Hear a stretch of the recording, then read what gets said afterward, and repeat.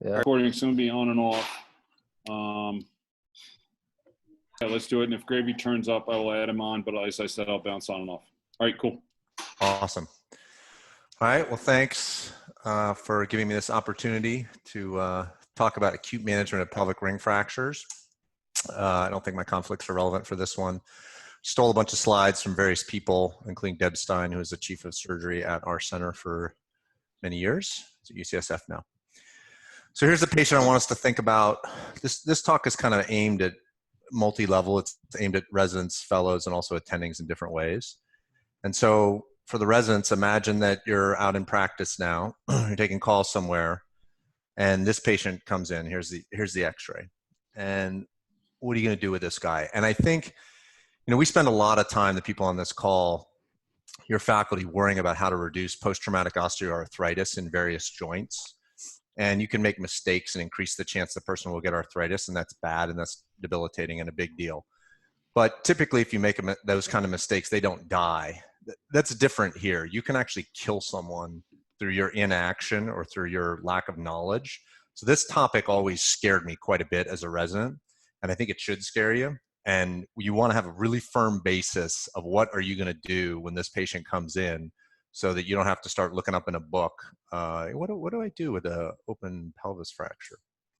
So I'm going to have learning objectives. Unfortunately, Dr. Graves is not on the phone, so I put this in here because I thought he'd yell at me if I didn't have it. So I want you to come up, at the end of this talk, I want you to have a good algorithm for what you do with that patient when they come in. In particular, I want you to have a good idea of how, when, which patient should get a sheet or a binder, whatever your institution uses. I want you to have an idea of what the emerging technologies and issues are, and that's maybe more aimed at the fellow level. And then for the attendings, we'll give a little something about, are we getting better at this stuff?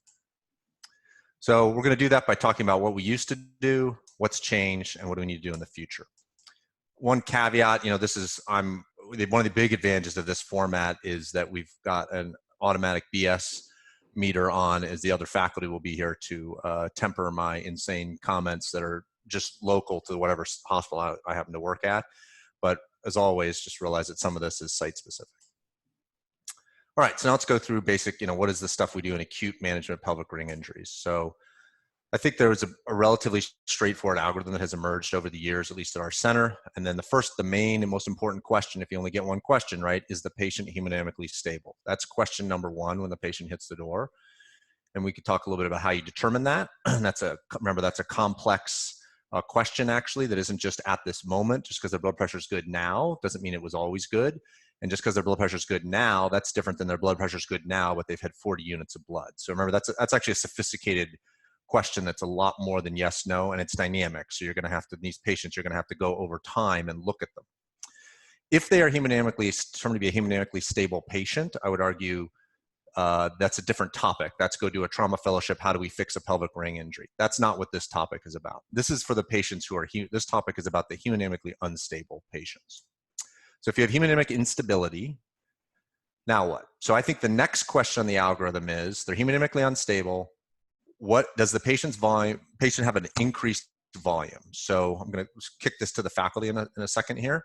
So I think if the volume is not increased, they shouldn't get a binder. I think if it's increased, they should get a binder or sheet or whatever you use. We'll talk about this in a bit. Well, what about no x-rays? I'll pitch it to maybe Dr. Gardner. At centers you've worked at, what should we do? There's been a lot of arguing about this over the years. I don't even know what the x-ray looks like, and the patient, but they feel like their pelvis wiggles and they seem like they're dying. Should I put a binder on them, or do I need to get an x-ray? What should I do? So I think yes.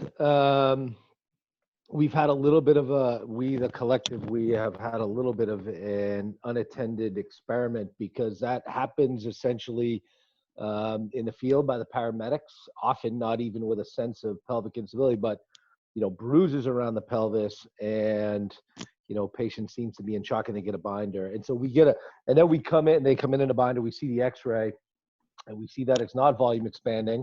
So then we can look a little bit deeper into that patient and what problems are caused by an inappropriately placed binder. And it's minimal, actually. So, the two big things, I would say you can overcompress an LC pattern and cause bladder entrapment or impingement sometimes. you can cause protrusio in an in a concomitant or isolated acetabular fracture. And so from my perspective, the benefits far outweigh the risks. So I would say yes, with no extra, an indication of pelvic injury.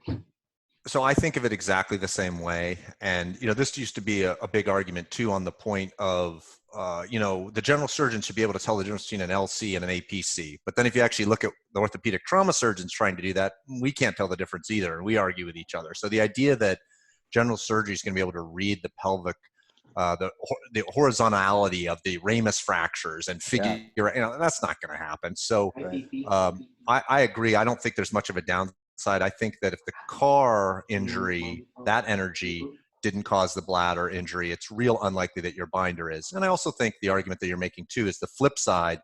If you put it on and maybe they didn't need it, maybe there's something that could happen. But if you don't put it on someone who needs it, you potentially killed the patient, right? Like you're doing something, not to be overly dramatic, but it's potentially life-saving. So that's a big deal. Sean, Tom, anything to add to that discussion? Nope, totally agree. Cool. All right. And then again, I put the word emergent in there. There's not much that's emergent, but this is something that you got to do right away. And it's very impressive how quick their blood pressure goes up when you do this.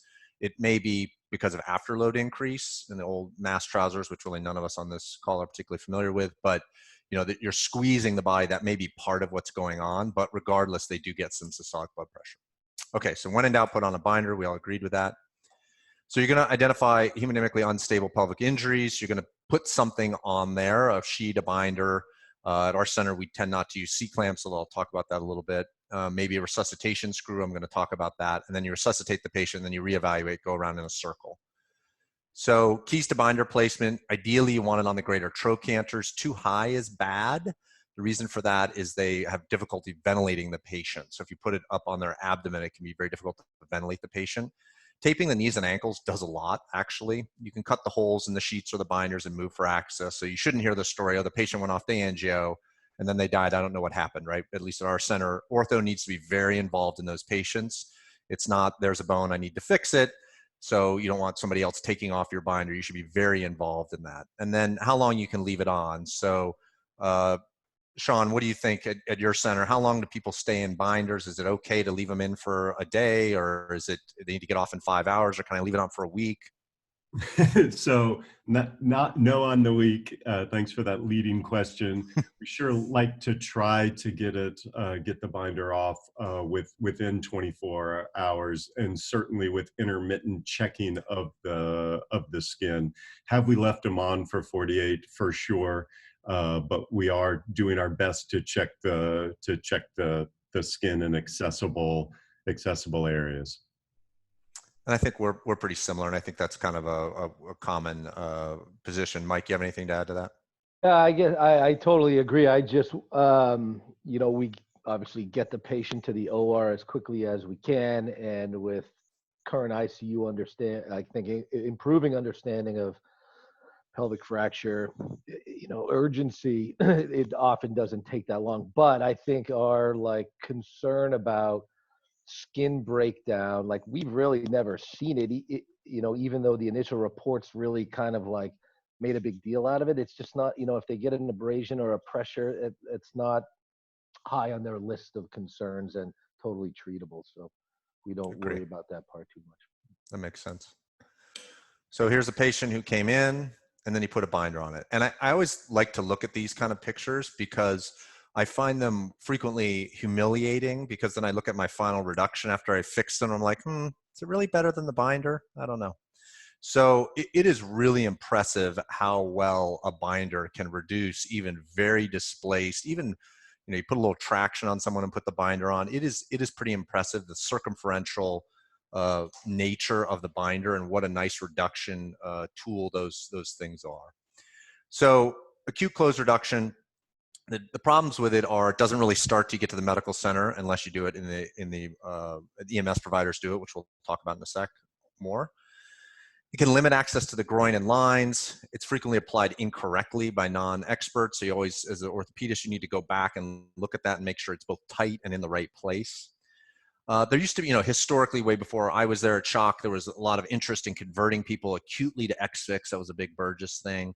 And there's a couple of reasons I don't love that. The next time you put a pelvis Exfix on in the OR, just make the construct at the back table and just hold it with your hands and hold the pins as if you're the pelvis and try and move the frame around. I mean, it's a terrible mechanical construct. Terrible, right? Like you wouldn't fix a both bones with a 1-pin Exfix. And the forces here are quite large. And so the idea that this simple Exfix is going to hold a multiplanar fracture with a bunch of forces through it is sort of silly, right? That's not going to work. It's great as a tension band maybe, but it's not going to hold a style C type fracture very well. So often what I have observed is that the binder actually does a better job holding the pelvis reduced.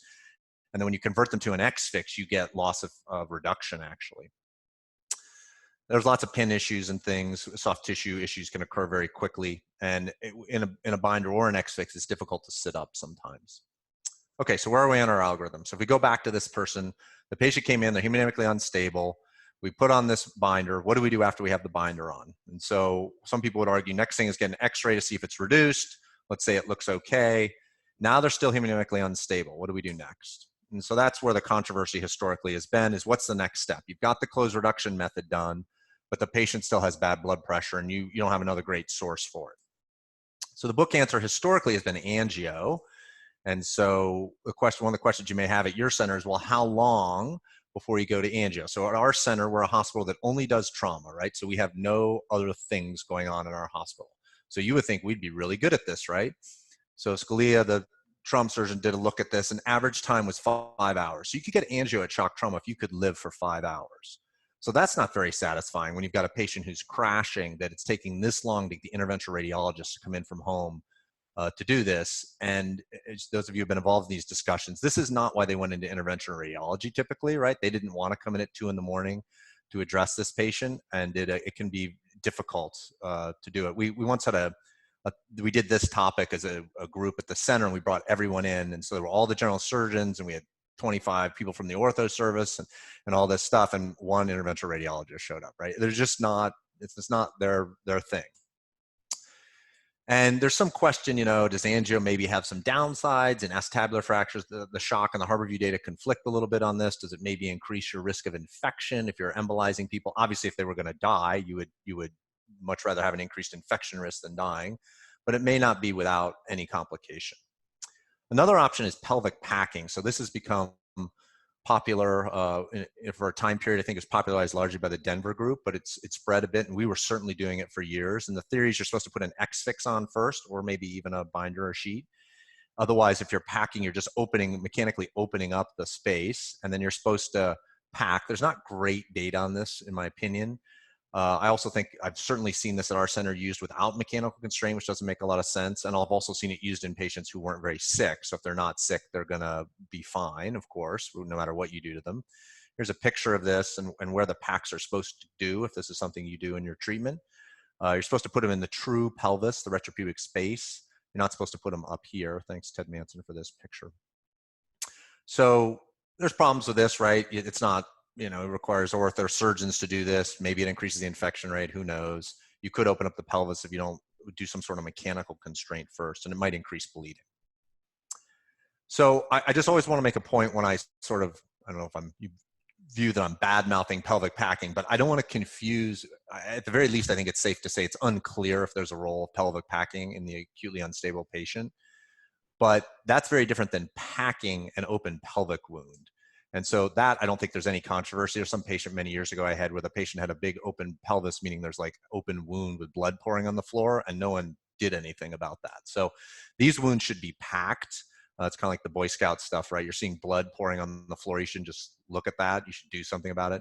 So you could put a bunch of curlices, I don't know if that's the plural of that, into there and do that. And obviously there's a big variation in the wounds. You have relatively small wounds, you have massive wounds, you see. And so that really, some of these wounds, are probably more important to pack than others, as you can imagine. The last piece of this that sometimes people talk about is resuscitation SI screw. So resuscitation SI screw, again, is a patient, they're crashing, they're hemodynamically unstable. You feel that you're contributing because you've got a wide pelvis and you can't actually get them well reduced through other means.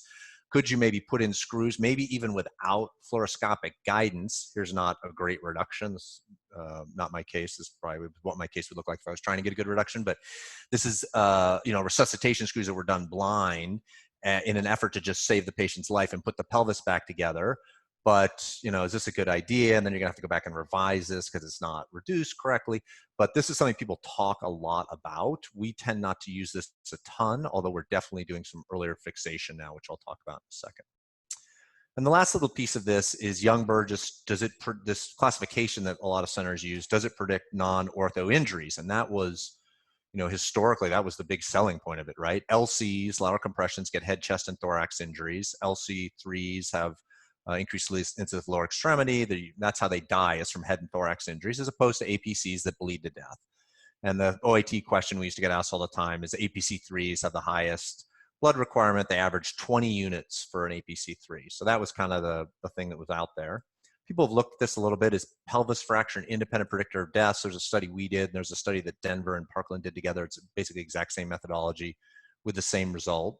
And it showed that controlling for other factors, it about doubles your chance of death if you have a pelvis fracture. So yeah, pelvis fractures are an independent risk factor. But what I think is important to look at is if you compare the other risk factors, in particular, the big driver of mortality and trauma, head injury, it dwarfs pelvic fracture.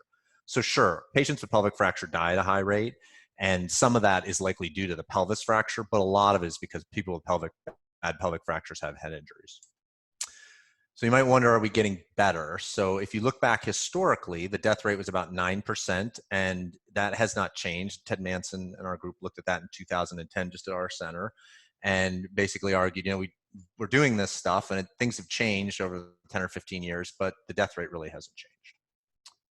Okay, so that's kind of some of the options of where we are, and I'll pull the faculty in a bit after the next section to ask them about what they're doing at their center and what they tend to do. But I'm going to go a little bit through some of the changes that have gone on nationally and at our center. So first off, just talking about the classification, does Young-Burgess predict non-ortho injuries? Like, can you look at the Young-Burgess and then figure out, oh, well, this is how this patient's going to die? And so the previous studies from Burgess were from small series, right? And so, for example, the APC3 number that we always got asked in the OITE of 20 units of cells, there were actually only 7 patients in that group. And one of the patients had 100 units of blood loss. So if you do the math, the others actually had 6 units of blood loss. So, this is the problem with small sample size studies. And so Dr. Manson et al. Looked at this in a little bigger center, and they found actually it wasn't very useful predicting head, chest, or abdomen injuries. It never made sense to me, actually. Burgess is an amazing speaker and a very convincing person, and amazing in many ways. I could spend a lot of time talking about that. But one of the things I heard him say once is that when you get an LC, you're struck from the side and your head falls onto the hood of the car and you get a head injury. When you're struck from the front, it splits open your pelvis. And that, if you think about it, I don't think that makes any sense at all. If you're struck from the front, why can't you bend over the front of the car? I don't understand. But that thinking persisted because of that paper for a long time. So it is true, though, that the classification is okay for predicting transfusion requirements. And it only really works if you lump it into bad and not bad. And you may wonder, like, well, why doesn't this work? That was supposed to be the whole point of this classification, right? And I think one of the reasons this doesn't work is this pie chart. And that is that so many of the fractures are LC1s, and LC1s range from little nothing to the worst injuries we see, that really swamps out the whole rest of the topic. And so it's really different. Although interestingly, good and bad LC1s, we didn't really find a difference in the death rate between those. And then part of that may be driven because there's old people. And it turns out that old people are more likely to die. And so if you have a little LC1 in an old person, you might be at our particular center because you have a head injury or some other bad thing, and that's why you came in. The other option people have argued, and Burgess argued in his editorial on that paper by Manson, that maybe we're acting on the classification. So like we changed the natural history, and that's why it doesn't work. And that, it would be a better predictor of mortality if we weren't doing stuff to change the outcome. All right, so that's in terms of classification, how things have changed, at least our thinking about that. And resuscitation strategy has definitely changed stuff. So if you look at where it was compared to 20 years ago, right, at least at our center, and I think a lot nationally, there's a lot more warm blood, massive transfusion protocols, much less crystalloid. That's kind of a no-no now.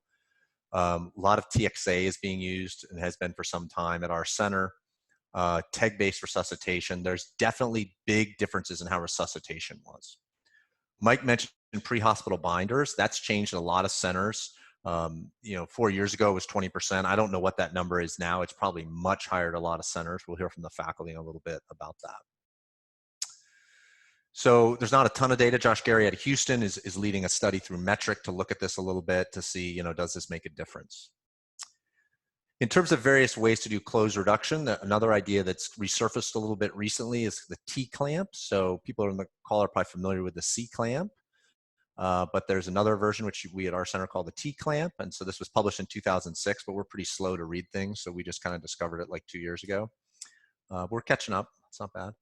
And so the idea is it's a C-clamp, but you put it on the greater trochanters, allows you to get the binder off. Maybe the residents could put it on by themselves. It'd be technically very easy. You're just putting pins and femurs. Residents do that kind of stuff all the time.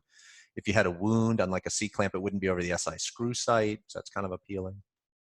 And maybe it's the right reduction vector because it's actually pushing on the greater troch. So here's a nice example of it by one of my partners, Gerard Slobosian. So he's got this injury and puts a binder on, and again, gets embarrassingly good reduction with a little traction in the binder.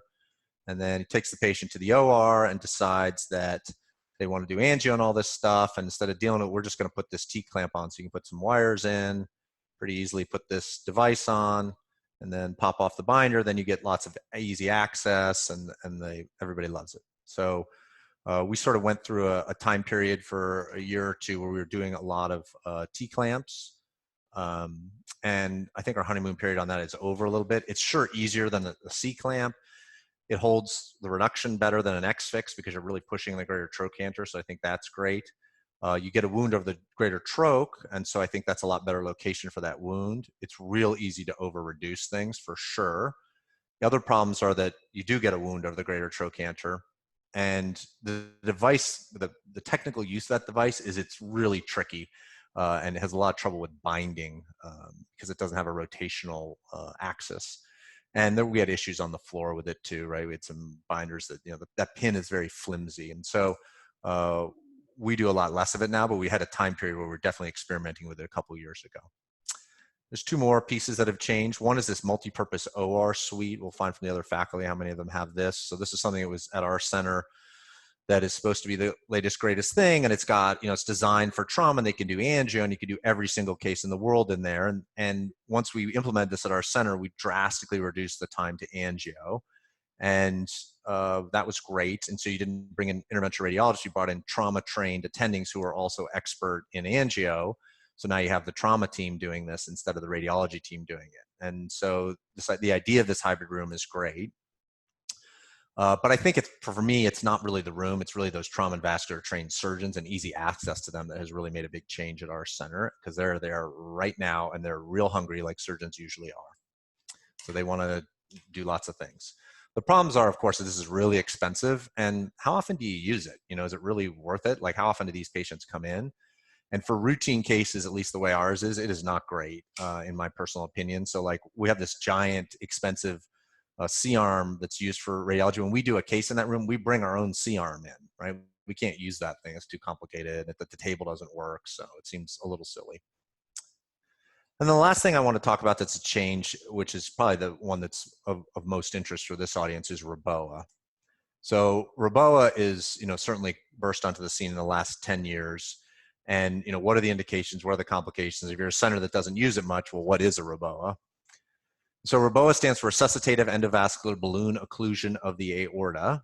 And it's not a new idea. Here's a paper from 1954 talking about it. Here's what it kind of looks like going in. And so the idea is that you're going to slip a balloon that you can inflate up into the aorta. And so this is conceptually like cross-clamping the aorta without having to open the chest or the abdomen in this case. And so there's 3 zones. You don't really need to know about zone 2 because it's not used, but the 2 zones are zone 1, which is like the traditional resuscitative thoracotomy where you cross-clamp the aorta, or zone 3, infrarenal, which is for pelvic fractures. So there's an algorithm for when you do it. And so you can see at the bottom, pelvic X-ray fracture. That is, if that's a yes, and that's when you might think about using it. So zone 1 is for cardiac arrest and injuries below the diaphragm. Zone 3 is for pelvic fractures. So there's been some initial work on this. You see the first publications are coming out in 2010, so it's 10 years old now. There's a couple centers in the United States, Houston, Shock, who really bought into this early. And this is Megan Brenner, who's a vascular surgeon or general surgeon with the vascular and trauma training. She published a lot on this. And so here's a paper by her with a bunch of other general surgeons. And so what's interesting about this is zone 1 again. So, you know, you may wonder when these patients come in and they crack their chest, do they ever live? So here's some data. They don't ever live. So this is a national database thing. So at discharge, if they come in, it's 97.5% chance they don't live. So that does not work very well. Roboa, it's still real bad. It's 9.6%. If they came into your center and they weren't doing chest compressions on them and they cracked their chest, they still die 97% of the time. But if they put a Roboa up, 22% of them make it out of the hospital. And the interesting thing is if they show up and they're not doing CPR and they just had low blood pressure, that was sort of the indication. A thoracotomy results in 0%, right? Percent of the patients survive, but Roboa, almost half the patients were living. So this is not a randomized trial in any way, but this is certainly a compelling signal that, this is interesting. What's going on here? If you look at the lower extremity stuff, you may say, well, wait, aren't there complications with this? And so here's looking at some zone 1 and some zone 3 and some rates of amputation and fasciotomy in these various areas. How long can you have it up? I think at our center and talking to people who have more experience with this, I don't think anyone's seen a patient survive with a zone 1 Roboa up for an hour. No one's lived. Zone 3, though, is more like a tourniquet. And so zone 3, you could actually have up for a while. There's another idea, which is called a partial or Roboa. And so the idea is you could get permissive hypotension and actually titrate how much of the blood you're going to let through. So maybe you would, not completely cross clamp the aorta, but somewhere in between. And so that's something general surgeons have been playing around with for some time. Okay, so there are problems like with any new technology, although this is, it's been around for a decade. It's not totally new. Who should get it? What's the complication rate? And life versus limb. Of course, if the patient was going to die with any of these ideas, pelvic packing, whatever, if the choice was they're going to die right now if you do nothing or do something, doing something seems like the right answer, kind of no matter what it was, right? If they were going to die.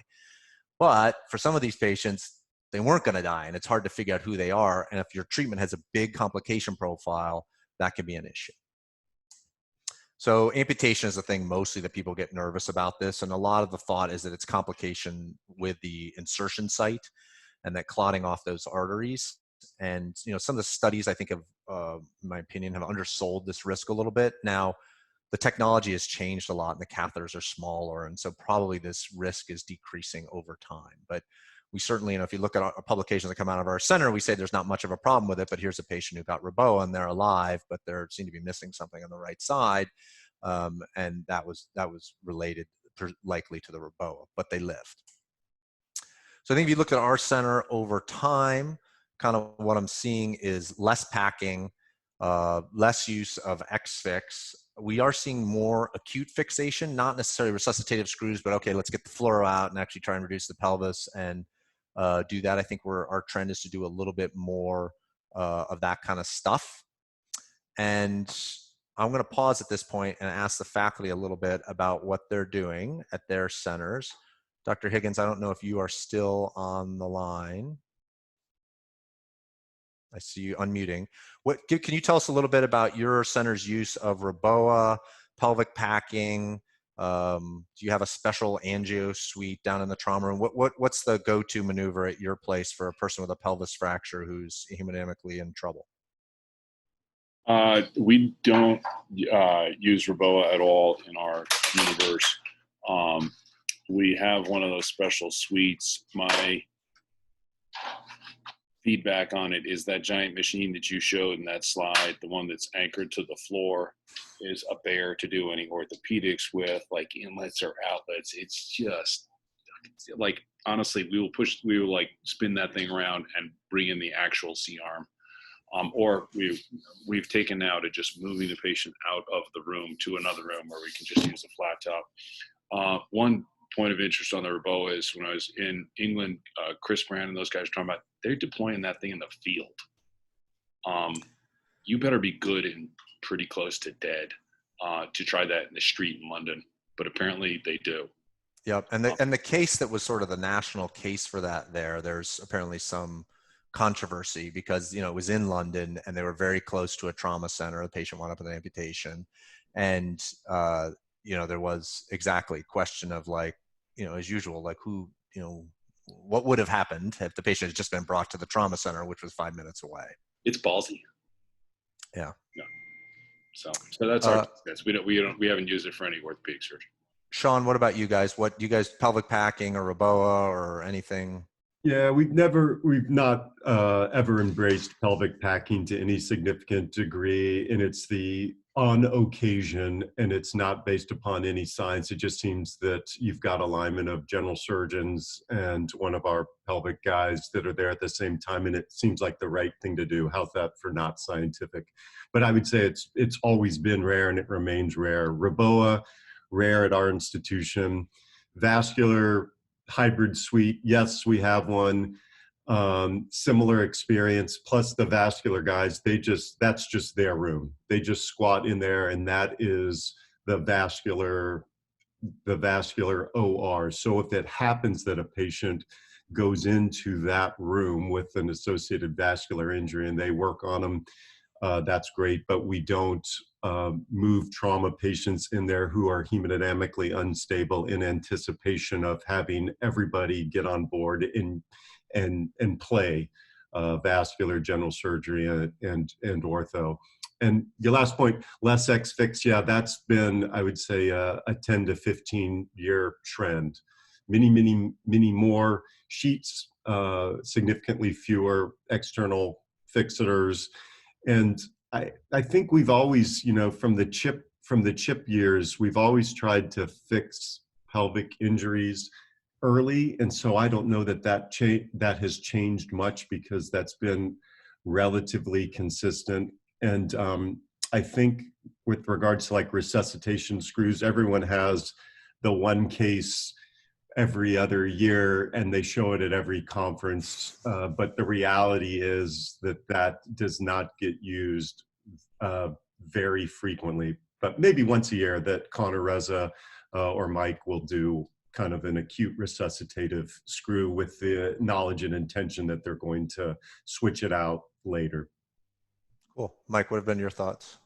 Pretty similar, actually. We, as the orthopedic trauma service, have not embraced packing, but interestingly, there's a relatively new hired general surgeon who's been pretty interested in pelvic packing. We find that their indications aren't necessarily aligned with us of who might need pelvic packing, and also, the post-op X-rays, we tend to see lapse like mainly in kind of the retropubic space and not really back into the gutters.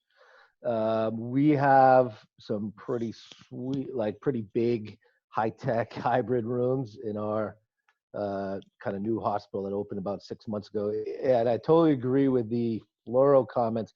I found also that table, we haven't used it a ton yet, but the table in there is pretty unusable for like what we need to do on it. Interestingly enough, and it really gets used mainly for angio and less orthopedics things. Yeah, hardly any acute Exfix, I would say, and yeah, we've also kind of been very pushing. And I think, with them, like we've kind of realized that just communicating to the ICU like what our acute procedure is going to be, which is almost always small flank incisions, we're able to get the patients to the OR in a day or two max. So we push for acute. Really, reductions become so much easier at 1 day compared to 4 even, so. I feel very reassured. I don't know if that's the right word, that everyone sort of has the same experience with their angio suite. Because I feel like, what a fatal miss, right? Because I mean, Tom commented about taking the patient. We do that all the time. The patient goes in there, has their angio, then we pick them up and transfer them to another room. It's like, this is the dumbest thing ever. And you've got this $1 billion fluoro machine that can't take a picture of the ankle. It's just it's unbelievably frustrating. So it's good to know that there's other people out there who have the same, they have the same issue. But it's also interesting to be like we must not have been in that meeting, right? Somebody spent a lot of money at the hospital, at all these hospitals, to design this multi-purpose place at places where 50% of the trauma at most centers is ortho, and it doesn't work for us. It's like, that's really interesting. I guess final thing I said I didn't touch on is, our general surgeon trauma team is fairly bullish on the REBOA as well. So use that a fair bit when indicated. All right. A I couple more. think Yeah, go ahead. Glotton's on the line. I think he had some experience with the Roboa. Am I right, Paul? Or Yeah, hey guys. Well, first on that room, 100% agree. The only thing worse than waking up to that whole experience would be waking up in that room, because I've never seen anything go well in there, and it's basically the precursor to the morgue. So yeah, same comments on that room. We have one. Don't know why. As far as the Roboa goes, a very, very smart orthopedist in Utah taught me an analogy once, and it's kind of like, it was the analogy of drinking. And people know me, I don't drink, but I've learned a lot from this man who maybe drinks occasionally. And it is that the Roboa is basically like when you start drinking. You're worried about a little bit, then you dive in and just go crazy. Then you kind of feel bad about all the things you've done, and you somewhere get to a reasonable amount of drinking / Roboa. And that's kind of where we are. I don't think it's incredibly successful. We have a couple guys aggressive about it. All the stuff that Bob said is 100% accurate. I mean, I love what he's saying. I just wish there was more uniformity on how it goes on and when it goes on. I think they're putting in the people who are about to die anyway, so it's making the numbers look even worse. But of course, you shouldn't put in the people who didn't need it. So I don't think we figured it out, but we do have it, and we're researching it and hoping to find some better use for it. But I guess time will tell. Yeah. All right. I got a couple more slides, and then we can talk about whatever you want. So the last piece I want to talk about is, are we getting better over time? And so I made this talk a couple of years ago. This was the slide, but actually, thanks to one of the faculty members out at Utah, Lucas Marchand, who may be on the line, I don't know. I'm going to present some work that he did that actually answers this a little bit. So this is work he did when he was out doing his fellowship our way. And so he looked at 3,295 pelvis fractures, and he found, interestingly enough, that 9% infection rate, death rate, sorry, tell what kind of research I usually do. The death rate has dropped to 4.8%, and the adjusted odds ratio, when you adjust for risk factors for death, actually the drop is even more significant because these patients are sicker now.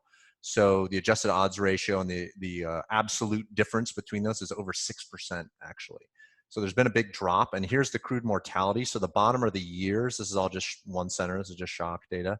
And the blue lines were that Manson study of that 9% death rate. And then if you look more recently, there has been this drop. And as you know, he sort of points out, if you look kind of around,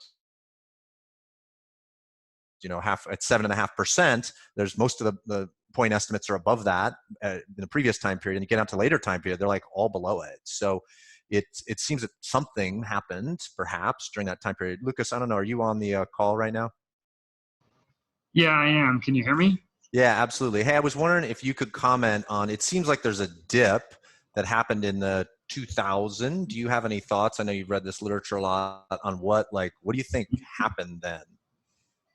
Yeah, I think a series of things happened starting in the mid-2000s. Namely, our lessons learned kind of from the military in terms of balanced resuscitation and this whole idea of one-to-one-to-one resuscitation. That literature kind of started to infiltrate its way into commonplace in the early 2000s, and I think was adopted at many centers, including shock, around 2005, 2006, which is where you kind of see the first drop off in the mortality. And then in addition to that, there was the crash trials in England that demonstrated mortality benefit to the use of TXA in the hemorrhagic unstable trauma patient. And then probably, as you alluded to a little bit earlier, access to your angio suite. I think all of those things play a role. Probably resuscitation, or change in resuscitation strategy played the biggest role. I suspect how these data will get interpreted is that, yeah, everything together helped. But I think your answer is spot on, because really, at least at our center, I get it, Roboa, they were publishing it in 2010, but we weren't doing a lot of Roboa in 2010, right? And the more recent angio Roboa stuff, you would expect that effect to be happening more in the last 5 years, I would say. And so I think your argument that resuscitation strategy may be the issue makes a lot of sense. that is kind of cool, because when you look at even like cancer, there's not a lot of things we actually get better at. Right. You know, like in the Manson paper, right, we like went through this whole thing, and then we're like, yep, nothing's changed. And a lot of things, a lot of things do change, right? Like the mortality of bilateral femur fractures has changed quite a bit, actually. So there are some things that have changed, and maybe this is, you know, whatever, it's one center, so who knows. It'd be interesting to look at, but you know, he looked up a lot of patients. There's 3,000 patients, so you know, it's a little bit of an effort to do this. So congrats on getting that done. Nice work. All right, I'm going to give a few slides on the future and then open it up for further discussion. So what do we need in the future? So I think things that would be really nice to have is to know more about this resuscitative strategy. The role of TEG, I think, is still out there. This idea of patient-specific, like Todd McKinley at IU is looking at, you know, this precise study he's running about, are there things in people's blood that we can figure out who is appropriate for what kind of surgeries? What is the role of the pre-hospital binder? Does it really help? These T-clamps idea, we had a brief period where we were using it a lot, and then we didn't love it so much. We're using it less now, but boy, the binder and sheet is still not perfect. There's still something we could do to improve on that, I think. These multi-purpose OR rooms you heard, maybe we could sell them for something, spare parts or something, and get something out of it. Reboa, I think Reboa, I don't know, I think there's a signal there, and I think there may be some use for Reboa, but they need to keep working on the designs. One thing is true I didn't mention is they can put them up fast, so they get Reboas in real quickly. So that is a big advantage of that. And you know, in the field we mentioned already. And then additional issues are, you know, an easy damage control approach with better mechanics. You know, an Exfix, you know, when you take the patient, you know, we never put an Exfix on in the ED and haven't, as Sean said, for 15 or 20 years. But, you know, when you go to the OR and you don't want to leave that binder on, but you don't think the patient needs an open pelvic approach and they're not ready for that, there's not a lot of great mechanical solutions for that besides the definitive fixation. It'd be nice if we had that. This precision medicine idea would be great in the pelvis for when is it safe to fix them. It would also be nice with open pelvic rings, which are meaning open injury, like the bone comes through the skin, in terms of, you know, when do we need to fix that? When's it okay to plate it? That would be helpful. And the hemorrhage control options, right? It'd be really good to know what are the roles of these various treatment modalities and what is the best way to do it. But these are tough areas to study. So in summary, I think, you know, in large part, the major principles of acute pelvic management really haven't changed. And if you're a resident, I think you really need to know what they are, have your algorithm down and what your site does in terms of binders or sheets or whatever. I think there have been some tweaks to resuscitation, and maybe Lucas's data shows that actually maybe that stuff really mattered quite a bit. Maybe there's going to be some rebirth of some sort of C-clamp or T-clamp or something like that, if someone could come up with something that really works. I do think there is some appeal to that, if you could get some good reusable thing. And there are new technologies out there that, in particular Reboa, that people probably need to be somewhat familiar with. So those are the slides I have. We have a couple minutes. Do the other faculty have questions about pelvis or other things you want to talk about? Yeah, I have a question, Bob. What has been your experience at shock trauma with, so basically our algorithm is very similar in terms of like pelvic reduction stability, remains hemodynamically unstable, they go to angio. What's been your observation there after that, when they go to angio, kind of what's typically found, what's typically done, and then what the effect on the patient is? Yeah.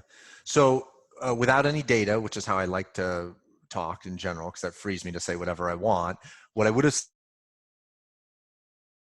said before is, if they sit in the barber's chair, they're getting a haircut. So if they go to angio, they will embolize something 100% of the time. But then we actually looked it up. That's not true. So actually half the time they don't do anything. And half the time they would do something. And that was out of that Manson study again, where he showed this extremely high infection rate in patients who had a reason to go to angio and they had their pelvis embolized with an acetabular fracture, not a pelvis fracture. They had an acetabular fracture. They often had a pelvis fracture too. And then subsequently he had over 50, we had over a 50% infection rate, and our baseline was 7%. So that's kind of that.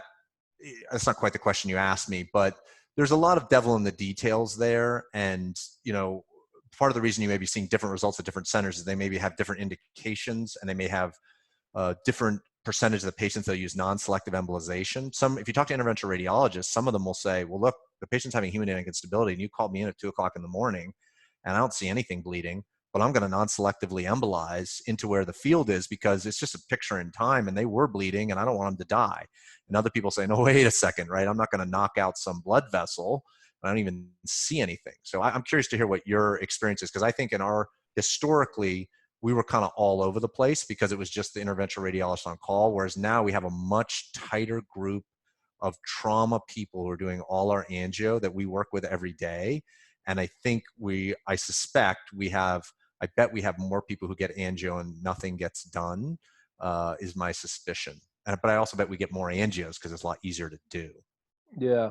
Yeah, no, it's interesting. I just always think back to some of the original literature on it where, persistent hemodynamic instability is due to an arterial injury like 10% of the time, and yet it's not really reflected into your point, the number of people that get embolized. We're kind of re-looking at things. We had a patient a few weeks ago who's is kind of same thing and went and got the left dorsal penile artery embolized as a source of hemorrhage. And so unlike you, we don't have dedicated trauma, angiographers who have the same kind of understanding of what the potential reason for life-threatening hemorrhage is. So yeah, that's what I was curious about, at shock, kind of what. So yeah, most of our patients have something unselective done. And, one thing I don't fully understand as an orthopedic surgeon, there is new technology for what they embolize with, and there's different dissolvable things at different times, which seem to make it a little safer to do that. Correct. Although that argument I sometimes don't find super compelling, right? They're like, well, it's going to dissolve anyway, so who cares? That's like, well, how long will it take to dissolve? They're like, oh, it'll be gone in 2 weeks. I was like, oh, well, good news. We're going to put a tourniquet up on your arm. But we'll take it down in 2 weeks, so it should be fine. It's like, it seems like 2 weeks without blood could cause a problem, right? One of their arguments, if you talk to them, is that non-selective, in other places, the spleen, elsewhere where there's multiple arterial blood supplies, they want to reduce the pressure head to decrease the venous bleeding. Who knows, right? But, there is an argument that even if the bleeding is venous, that doing something non-selectively on the arterial side might, I don't know. It's just people saying stuff. That's interesting. Yeah. The other confounder in all this is some amount of patients with pelvic and acetabular fractures are going to have GU dysfunction, right? And so then you blitz their internal iliac. So that's essentially the blood supply to your undercarriage. And they say, oh, it's only unilateral, so it's not going to knock anything out. Well, you're never going to know because you didn't know what the denominator was. What percentage of those people are going to be knocked out due to their injury, or what percentage of them have ED as a result of ischemia? And there's huge selection bias, obviously, right? Because the people who are sick and needed to go to angio, they were all the sick patients who need to go to angio. So they're going to have a higher baseline rate to begin with, right? They're just going to say, well, of course they have more of this because they're at more risk. One thing I was going to say, down here in New Orleans, we're right there with Stanford. We don't have what Bob has in terms of skilled people who make rational decisions. If you go to angio, it's like sitting in the barber chair down here. You're going to get an angio. You're going to get a haircut. And I've argued with them. I'm like, well, what'd you coil? They're like, well, we don't know, but we're making sure. And then if you go do a posterior approach or something, well, you're pretty sure you've made that a more complicated procedure. So, yeah, we have not figured it out by any means.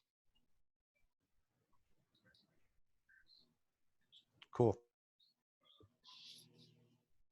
Are you guys, just curiously, are you guys sheets or binder kind of centers? What do you use, Paul? Mainly sheets. There's some talk of binders a couple of years ago, but the sheet's always there. We teach the guys sheeting. Even Sean, if he's still on, has that world famous video on how to sheet. It's pretty simple, and we like it. I can tell you, when we were talking about sheeting earlier, I've stopped arguing with the ER and the trauma center about putting a sheet on, because their minds are so set that everything's an APC that if they put the sheet on, maybe they'll go look for something else. And I think we all have had that experience where, okay, it's an LC, but they're not doing much more damage, but now they think they got the pelvis under control. So maybe they'll go do something more useful than argue with me about whether or not it needs a sheet. So I'm sure we've sheeted many an LC pelvis without any necessary detriment, but obviously without any benefit either. But yeah, we're sheets mainly. Yeah, we're sheets. We've had some really, I think, 2 recent really kind of textbook cases where, really diligent residents, like patient comes in a binder, they change him to a sheet, they follow him to angio, they tell the angiographers, you don't take off the sheet, and they show them where to cut holes so they can get access, and everything kind of works out well. So yeah, we try to get them changed to sheets. I think they're as functional and a lot less limiting in terms of access. It's cool. Tom? I think we have binders in-house. We have them in the Omnicell in the trauma bay. I still see some patients in sheets. I know where the ER is. Yeah. There, so. Our center, we're almost exclusively binders. I think the big disadvantage of binders are they're expensive. Actually, binders are, cost hundreds of dollars actually. And they can be certainly harder to cut holes in depending on where you want access, for sure, because they're just a thicker material, right? So it's a little tougher than cutting through the sheet. The thing I really like about them is they really are idiot proof, right? You just pull a string. You don't have to do a reduction maneuver. There's nothing, right? So anybody who's near the patient, you just have to center the thing over the greater trochs and pull the rip cord, and the thing just reduces it. And so it is, we say, oh, it's not magic. It doesn't, just reduce it by itself. I feel like it actually kind of does reduce it by itself a little bit. Like you have to determine whether you need a little traction or not. And whereas I felt like with sheets, I need more skill, but it's expensive and it's not available. So I think knowing how to use a sheet makes a ton of sense, and it saves a bunch of money for your center for sure too. Speaking of the trochs, you talked about that T-clamp and the case you showed where you put it on intra-op or on the table. Do you ever use that in the trauma bay, or is that strictly an operative tent? The whole point of it, and George Sabosian was really pushing it a lot, I think, at our center and experimenting with it, that was the idea, right? It was the idea of, Tornetta published a C-clamp up on the iliac, the gluteal pillars study some years ago. And I think the criticism of that you could make is it said that they all went on within 5 minutes, and he did them all. Unless he lives in the emergency department, that doesn't make any sense, right? Like it didn't go on in 5 minutes, right? He had to drive in from where he lives, right? And to put it, right? Because that's the time that matters, right? It's the time between when the patient hit the door, they're hemodynamically unstable, and we get this closed reduction thing on. So, if you're already in the OR and you're doing, well, I don't know, just put the SI screws. Like, why do we need to put that thing on at all, right? So I think that the hope was that we would come up with a reusable thing that would reduce it better and give total access for the ROBOAs and all that stuff in the true. We fooled around with it for a year or so, and I think there were some issues that I think honestly could be maybe device specific, which I could nerd out and talk to you about if you're curious about. But so I think that idea is provocative and maybe, but at least the device we had was very difficult to do. It bound, right? It's a rectangular thing, and you're not pushing straight in on the greater trochs. There's an angle there, right? So you got this big square and you're trying to make something slide, and it had trouble mechanically. It looked like the collinear clamp, but on the trochs, right? I mean, it's supposed to compress. That's the idea, but a collinear clamp, as its name implied, the compression mechanism is collinear with the spot you're attaching. Imagine the collinear clamp, but now you move the ratchet 2 feet away from the spot where you're applying it. Okay. So because it's a big rectangle, I can actually go back to it if you really care. I think you get the idea. Yeah. Yeah. Just bash some company's device. That's what these recorded sessions are for, right? I'm going to get sued by company. Bob, do you have the one that relies on friction between the metal bars, or do you have the new one that's ratcheted? We have the one that we used is the Synthes one that is ratcheted. That's like the C-clamp 2. Yeah. So this is much worse. Sorry if you have stock in this. So the problem is that, can you guys see my cursor? Yeah.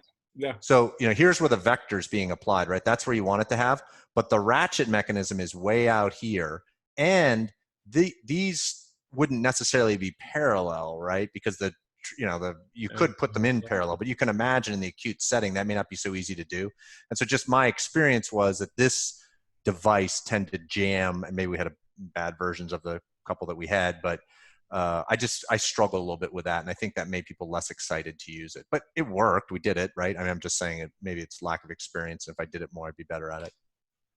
Yeah, I mean, I will say, you know, and you alluded to it, but the traditional place where this would be put, which is essentially where an iliosacral screw would start, you know, 2 days in the ICU with that on, converting that to an iliosacral screw through kind of a slimy tract to the same osseous starting point is not that awesome either. The clamp itself is pretty powerful. It's dangerous, and you got to take some time to make sure the pins are in the right spot when they're on the ilium. But it's powerful for a posterior reduction. Agreed. I think the wound is, you know, it's the only thing that tibia is good at, right? Exfix pins, right? As you get proximal little percutaneous things with a piece of metal in it, they get worse and worse and worse. And by the time you're up at the pelvis, those pins look pretty bad pretty quickly. And that's what this is. And if you look at this, you know, this thing in particular, there's a big sheath right there, right? That goes in. So there's a real incision there. And so if you're putting that over where your SI screws are, you're going to convert it, you know, in a week or something. Yeah. If the patient's really sick, that site's going to look bad. I don't know. You're doing a surgery that doesn't get infected very often. Maybe that doesn't matter. I have very little experience with it because we never use the C clamp on the iliacs. Yeah. All right. All right. Should we call it? You guys have anything else you want to talk about? I think we're good. Who's on for Friday? Do we know? Somebody knows. We will figure it out. Yeah. It'll be somebody. All right. Great talk. Thanks a lot, Bob. guys. It was fun. All right, guys. Thanks, Bob. Appreciate it. Bye. Okay. See ya.